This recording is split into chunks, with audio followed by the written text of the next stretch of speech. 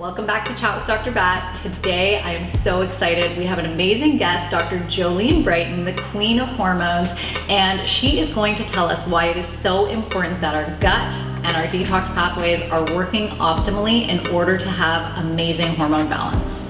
So I'm so excited to have you here because I feel like hormones is a huge conversation and theme that we see at TMB, and I feel like a lot of people get lost in that they have to test their hormones or get their hormones checked, but there's a huger picture of the conversation that you and I know about in functional medicine about the gut and the detox role in hormones. Can you expand a little bit on that? Absolutely. You know, it's a funny thing because when I wrote Beyond the Pill, it starts off with like liver health and gut health, and the hormones are coming way later, and my editors were like, we don't understand, like get to the hormones. I'm like, well, the problem is that if your gut's not right, your liver's not right, you stand zero chance of ever having your hormones right.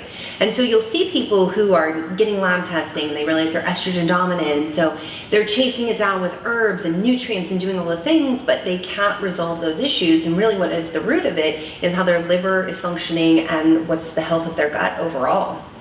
That's so key. So you heard it here. The liver and the gut need to be optimized in order to get your hormones optimized. So what are some of the common themes you see with gut health in terms of hormone regulation, or as you were saying, estrogen dominance? What's a way we can go around estrogen dominance through the gut instead of just with going after estrogen? Totally. So I think, the best way to set this up is to explain how liver detoxification happens and how estrogen is actually moved through the liver and the gut. So we're gonna get a little nerdy here, but stay with me.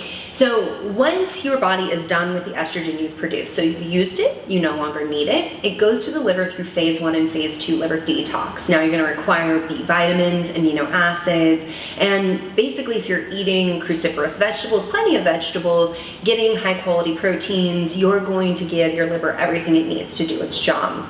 This is a lot where people hear like you should eat your broccoli or eat broccoli sprouts because it supports liver detoxification and gets the estrogen into the right pathways. So it's important to understand that when we detox estrogen, there's different metabolites we can make. There's 2, 16, and 4 hydroxyestrone. With, liver detoxification, sometimes this is the issue with estrogen dominance. Your estrogen is actually fine, but maybe you have too much 16 hydroxyestrone. So you can test this on a Dutch test and understand it, or you can eat your cruciferous vegetables right now, contact your doctor, get the lab testing later. Now, once your liver packages everything up, it's up to your gut to move it out. Now you do move some out via urine as well, but we're moving estrogen out through the gut, through the bile pathway. So bile is going to help with binding estrogen, moving it out, and you're gonna poop. And that's why you have to poop every day to get your estrogen out. And if you're not pooping every day, you're probably gonna end up with symptoms of estrogen dominance, which if women are not familiar with what estrogen dominance is, we see PMS, we see weight gain, butt, hips, and thighs. We're super irritable. Our periods are heavy. They're full of clots. They're very painful. And it's all the stuff that we've been told, like, that's just part of being a woman. When in reality, it's actually signs and symptoms that something's off. Now, when it comes to the gut, yes, we have to poop and remove it, but there's also an issue with dysbiosis. So depending on the critters that you have growing in there, they may produce higher amounts of beta-glucuronidase, which this is where it gets tricky because beta-glucuronidase will reactivate the estrogen. So liver detoxified it, trying to move it out. Now those gut bugs are reactivating that estrogen, putting it back into circulation, and now your body is dealing with more estrogen than it had planned on. So to sum that up, if your digestion is not optimal, you're not getting good bile flow for whatever reason, maybe you're stressed, down to food sensitivities, whatever it is, then you're not packaging that bile to actually break down those foods, and you might actually end up with sluggish bowels, which affects estrogen clearance. Am I correct? Yeah. Yeah. So beta-glucuronidase, what she was talking about, is something we test here at TMB. I'm sure you do too. GI maps, stool test, and we also do the Dutch test here to measure that 2, 16, and 4 pathways that she was speaking about. So I love that. Detox, so important, and pooing every day, which some people don't realize that that's actually normal, is to poo more than once a day, if not once at least. Otherwise it's constipation, right? Yeah. Yeah. And the thing is, so I'm here in Toronto visiting you, and I'm traveling right now. And this is something that I see a lot with patients. So if this is true for you, it could be all about the bowels, and that is they travel and then they've noticed that they're breaking out. Now they have acne on their face, acne on their back, sometimes on their chest.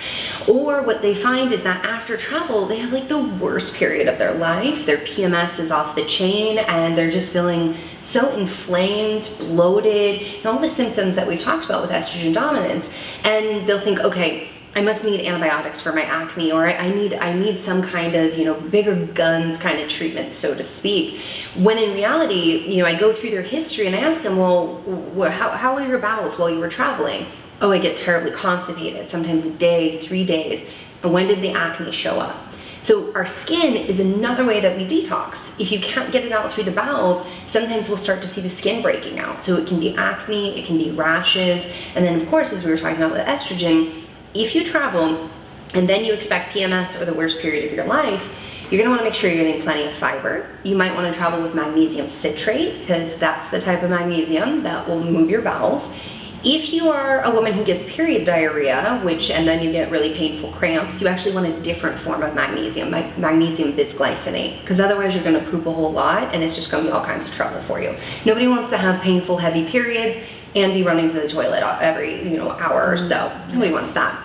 So the other thing though that I recommend to patients while they're traveling, so we talked about the fiber, we talked about getting the bowels moving with maybe some magnesium citrate, but also making sure that you are honoring the signals from your body and going to the bathroom when it's time. So sometimes, people say, I don't want to poop in an airport. I hear that. Like, nobody wants to go outside their routine in their home, yet you really have to tune into those signals, because sometimes when we wait, that's where things can get problematic. Mm-hmm. And then of course a big one is hydration. Being on planes, traveling through airports, even in cars, it's sometimes hard to get access to water, or we're just not thinking about it as much. And so we've got to be sure that we're drinking, and what we say is half your body weight in ounces every day. So if you're like 120 pounds, that would be 60 ounces of water. I don't know if we have to do metric conversions with that. No, there's kilograms in there. And then we divide by kilograms, and is that 2.2 conversion? Yeah. So with that though, we often need more water when we travel. So you might need to increase another 10, 20, 30 ounces while you're traveling, just to make sure that you're moving the bowels. So it's important to remember that the job of the large intestine, among other things, is to actually resorb water from the stool. So it takes a lot of fluids to actually digest our food. And so if you're dehydrated, you can actually find that your stools become, some people have rabbit pellets is what they'll describe them as, or they'll become very hard and difficult to pass. That's setting you up for hemorrhoids. So we definitely want to be mindful of that. And so with just these little tweaks and tips, you can help maintain your hormones while you travel and ensure that you don't develop those symptoms of hormone imbalance, like the acne, the skin issues we talked about. And then also, it's a hard thing when your period comes around 2 weeks after travel and you're like, what happened? Why is it so bad? We have to back up and go through that history, which I know you do a lot with your patients. I love that, you guys. Those are amazing, amazing tips for post-travel skin woes. Just make sure that when you're traveling, you're making your bowel movement smooth. We talk about that with gut, but I love that from a hormone perspective, that you can actually wrap that up and say, oh, that's why my skin might be a little bit off after flying or traveling. So when I travel, I always bring my balance supplement. And what you want to be looking for is a supplement to support estrogen metabolism that has broccoli seed extract, DIM, which is what we get from our cruciferous vegetables, and calcium D-glucarate. Because calcium D-glucarate, depending on what's growing or not growing in your gut, will undo that beta-glucuronidase pathway. And so it's one way that you can protect your hormones while you travel when you can't always, get the 6 to 9 servings of vegetables a day. That's such a good point. And I feel like you and I, when we travel, have our little supplement arsenal of what we need to take. And so that's such a good tip. Anybody who's prone to hormone imbalance from traveling is a supplement like that. I know for me, I was just in New York last week, and I for sure day one constipate, like for sure. When I land somewhere that day, maybe the next day, it's a little tough. So for me, magnesium citrate, like you were saying, aloe, triphala, those are things that I like to travel with so that I can keep my bowels regular also. So those are two things that you can pack with you whenever you're traveling. So any symptoms that you're experiencing that may signal you to think your hormones are off, or you have estrogen dominance, or you've just come off the birth control pill, you can check out your functional medicine physician to run these labs, getting a stool test. Dr. Jolene Brighten has an amazing book called Beyond the Pill that you should for sure check out, where in the first part of the book she does go into detail of the importance of the gut and detox pathways in quenching these bad hormones and getting your hormones back in balance. Yeah, and you have your 21-day clean gut detox program, which has helped so many women be able to resolve those gut symptoms and clear their hormone issues. Yeah, totally. So that's another thing. If you aren't ready to run all the labs and you want to do more of a group vibe, my 21-day clean gut detox program addresses the gut and empowers you with learning your own bioindividuality to create transformation that I've seen with hundreds of my patients in my clinic. So I just want to thank our guest, Dr. Jolene Brighten, for coming in today. I'm so grateful that you came to spend the time to chat with us. Make sure you check out her book and enjoy Toronto. Thank you. Thank you so much for having me, and it's been great to chat with you and your people. I love it.